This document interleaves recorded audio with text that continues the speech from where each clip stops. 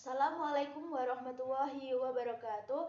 Perkenalkan, nama saya Isna Lailatul Qadriyah dengan NIM 43030200016. Di sini saya akan memenuhi tugas mata kuliah UTS Al-Quran. Di sini saya bertukar soal dari Mbak Anida. Nah, mengenai bab yang pertama yaitu bab sejarah perkembangan Al-Quran. Apa keterkaitan fungsi hadis terhadap Al-Quran? Jawabannya yaitu hadis memiliki hubungan yang sangat signifikan dengan Al-Quran sebab keduanya sama-sama sebagai sumber utama ajaran Islam. Selain sebagai sumber ajaran Islam kedua, hadis sebagai penjelas ayat-ayat Al-Quran yang masih bersifat umum atau mujmal. Bab yang kedua, sejarah perkembangan ulumul Quran. Apa saja pokok-pokok pembahasan dalam ulumul Quran? Jawabannya 1. Nuzul atau turunnya Al-Quran. 2. Sanad atau periwayatan Al-Quran. Yang ketiga, ada yang membahas tentang wakaf dan ibtidak. Yang keempat, al-alfaz yang membahas Al-Quran dari segi lafaz seperti gharib, mu'arab, majaz dan sebagainya. Yang kelima, maknan muta'alik ahkam seperti am, khas, mutlak, muqayyad dan lain sebagainya. Dan yang keenam, maknan muta'alik bil alfaz seperti mubham, idhnab dan lain sebagainya.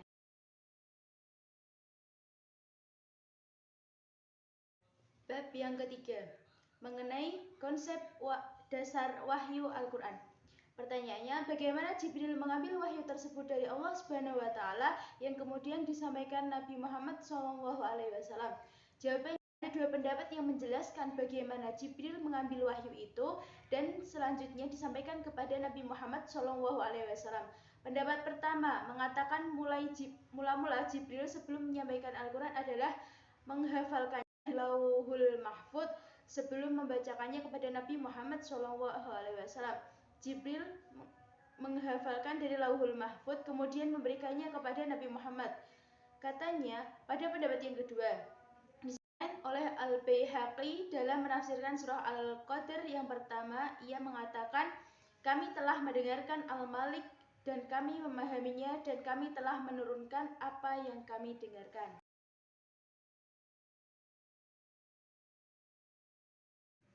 Bab yang keempat, Nuzulul Quran dan Lailatul Qadar.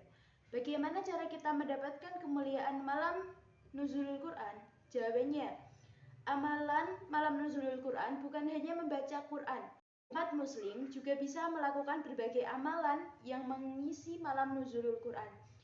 Dalam buku Amalan Bulan Ramadan, Mardiyah bab 36 disebutkan bahwa ada beberapa amalan yang bisa kita lakukan dalam mengisi malam Nuzulul Quran. Di antaranya adalah yang pertama, iktikaf, amalan yang bisa dilakukan saat malam Nuzulul Quran. Yang kedua, memperbanyak doa. Dan yang ketiga, memperbanyak sholat malam.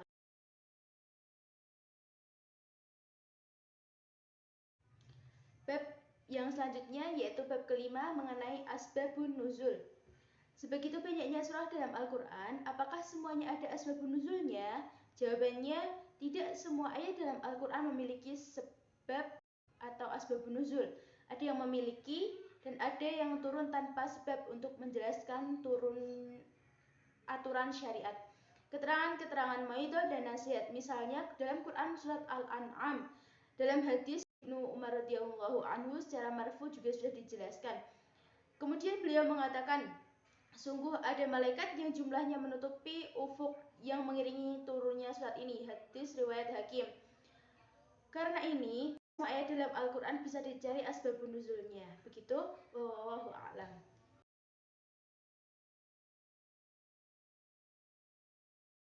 Bab 6. Ayat yang pertama kali dan terakhir turun. Pertanyaannya, mengapa Al-Quran diturunkan secara bertahap serta ada berapa tahapan dalam penurunannya? Jawabannya, alasan diturunkannya Al-Quran secara bertahap pertama, untuk menguatkan atau meneguhkan hati Rasulullah SAW. Yang kedua, menentang dan melemahkan para penentang Al-Quran. Yang ketiga, untuk mempermudah hafalan dan pemahaman terhadap Al-Quran. Yang keempat, menyesuaikan dengan peristiwa dalam penetapan hukum. Yang kelima, bukti yang pasti bahwa Al-Quran Al-Karim diturunkan dari sisi Allah Subhanahu wa taala yang Maha Bijaksana dan Maha Tahu. Dalam tahapan Al-Qur'an ada 3 tahap, yaitu yang pertama, Al-Qur'an diturunkan ke Lauhul Mahfuz. Yang kedua, Al-Qur'an diturunkan ke langit dunia, dan yang ketiga, Al-Qur'an diturunkan kepada Nabi Muhammad SAW.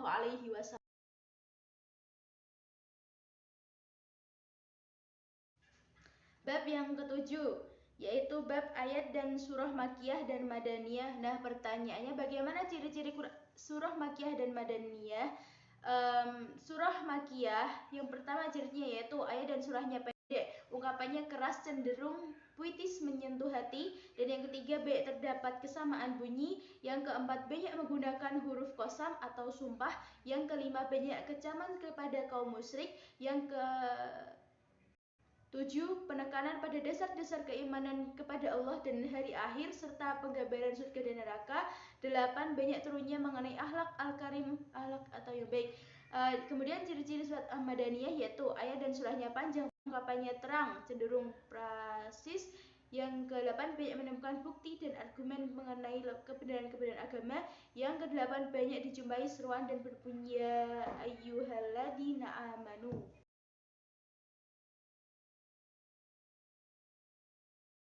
Bab yang ke-8 yaitu tentang Jam'ul Quran.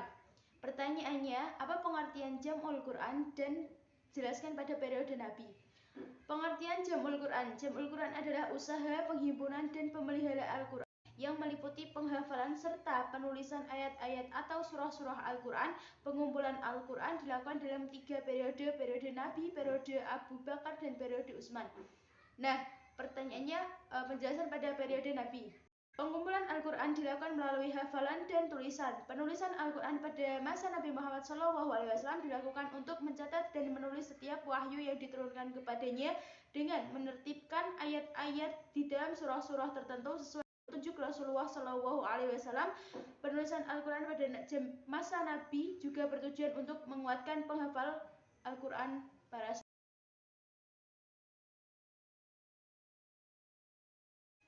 Bab yang ke-9 yaitu Al-Quran turun dalam sab'u ahruf. Pertanyaannya, apa pengertian dari sab'u ahruf dan apa hikmah Al-Quran diturunkan dalam sab'u ahruf?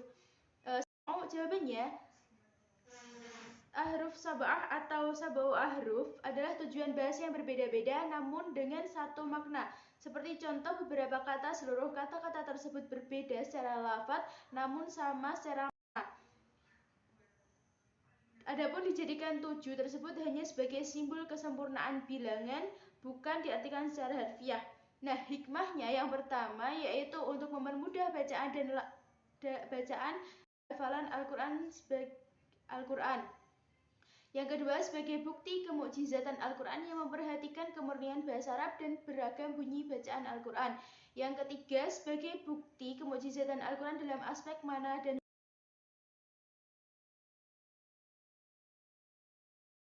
Bab yang 10, adab membaca Al-Quran. Pertanyaannya, bagaimana adab lahiriah dan batiniyah? Jelaskan. Adab lahiriah yang pertama yaitu membaca dengan penuh rasa hormat, ada wudu dan duduk menghadap kiblat. Yang kedua, tidak membacanya terlalu cepat tetapi dibaca dengan tajwid dan tartil. Yang ketiga, berusaha menangis. Yang keempat, memenuhi hak-hak ayat adab dan rahmat sebagaimana yang telah diterangkan.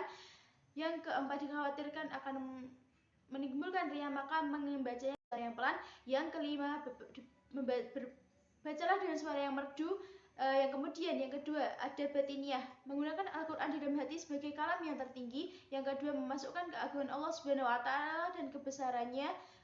Yang ketiga, menjauhkan rasa bimbang dan ragu. Yang keempat, membacanya dengan mengungkapkan makna setiap ayat dengan penuh kenikmatan.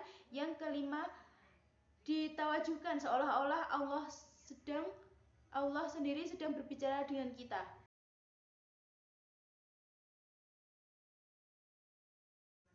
Bab yang ke-11 yaitu tentang munasabat ayat. Sebutkan macam-macam munasabat ayat. Yang pertama, munasabat antara sunnah dengan sunnah. Yang kedua, munasabah antara satu surah dengan surah sebelumnya. 3. Munasabah antara surah dengan kandungan isinya. Yang keempat, munasabah antara satu kalimat lainnya dan dalam satu surah. Yang kelima, munasabah antara antara nama surah dengan tujuan turunnya. Yang keenam, munasabah antara ayat dengan ayat dalam satu surah. Yang ketujuh, munasabah antara penutup ayat dengan isi ayat itu sendiri. Yang kedelapan, munasabah antara awal uraian surah dengan akhir uraian. Yang kesembilan, munasabah antara penutup suatu surah dengan awal surah berikutnya. Yang kesepuluh, munasabah antara ayat tentang satu tema.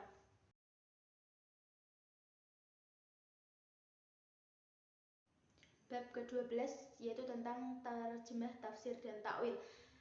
Pertanyaannya, apa perbedaan dan persamaan antara terjemah, tafsir, dan takwil? Yang pertama, persamaan. Persamaan yang pertama, ketiganya menerangkan makna ayat-ayat Al-Quran. Yang ketiganya sebagai sarana untuk memahami Al-Quran. Perbedaan yang pertama menurut Zainuddin dan Muhammad Ridwan dalam bukunya yang berjudul Hubungan Tafsir dan Takwil dan Terjemah. Pengertiannya, terjemah hanya mengubah kata-kata dari bahasa Arab ke dalam bahasa lain tanpa memberikan penjelasan arti kandungan secara panjang lebar dan tidak menyimpulkan dari isi kandungannya. Yang kedua, tafsir menjelaskan makna ayat yang kadang-kadang dengan panjang lebar, lengkap dengan penjelasan hukum-hukum dan hikmah yang dapat diambil dari ayat itu, seringkali disertai dengan kesimpulan kandungan ayat tersebut. Yang ketiga, takwil mengalihkan lafaz-lafaz ayat Al-Quran dari arti yang lahir dan rajih kepada arti lain yang samar dan marfu. Sekian dan terima kasih. Mohon maaf bila ada salah dan kurangnya. Wallahul muwaffiq ila aqwamit thoriq. Wassalamualaikum warahmatullahi wabarakatuh. Terima kasih. Jangan lupa like, comment, and subscribe.